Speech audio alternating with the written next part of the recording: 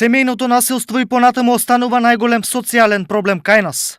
Истражувањата на професори и студенти од правниот факултет во Штип покажа дека најзастапено насилство е она од мажот кон жената и од родители кон деца. Со опаѓањето на социјалниот статус, тоа што е очекувано, се зголемува и можноста за семејно насилство, меѓутоа истовремено и кај највисоките слоеви имаме индикатор дека постои семејно насилство. Значи кај најниските и кај највисоките. Кај средните општествени слоеви тоа е со најмал интензитет. И уште еден индикатор сериозен.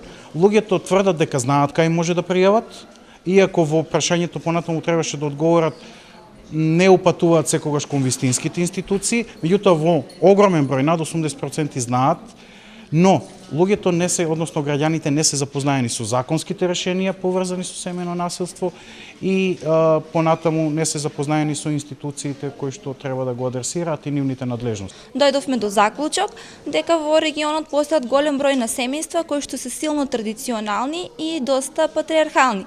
Нашите испитаници се доста запознаени со семејното насилство, но единствена замерка е тоа што тие не се доволно запознаени со мерките кои што се спроведуваат врз жртвите на семејно насилство.